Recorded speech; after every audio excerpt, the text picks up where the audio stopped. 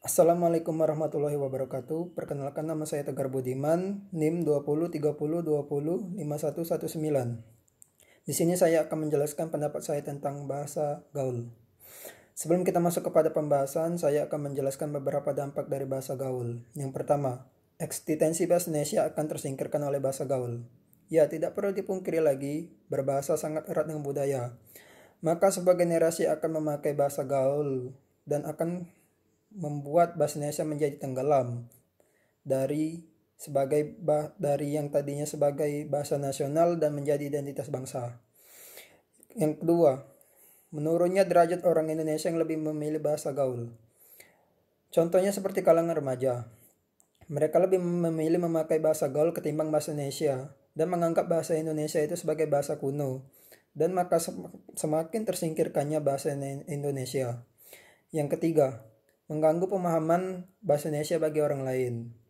Orang akan semakin susah mengerti bahasa gaul karena tidak semua orang bisa memahami bahasa gaul.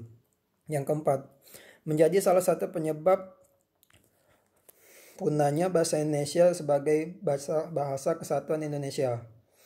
Ini telah menjadi ancaman serius bagi generasi muda zaman sekarang, dan semakin kurangnya orang yang berbahasa Indonesia yang baik dan benar. Pendapat saya mengenai bahasa gaul itu tidak apa-apa.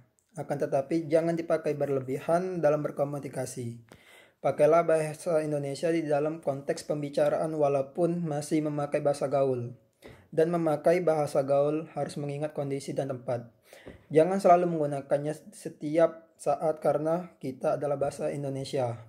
Jadi sudah sewajibnya berbicara menggunakan bahasa nasional, yaitu bahasa Indonesia.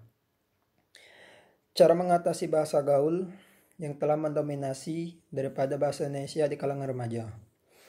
Dengan pembinaan mengajarkan bahasa Indonesia, itu menjadi generasi yang akan melakukan pembinaan kepada generasi muda. Di samping itu, arus globalisasi modern tercermin dengan banyaknya orang menggunakan bahasa gaul dan lebih memilih bahasa gaul dan meninggalkan bahasa Indonesia. Ya, sekian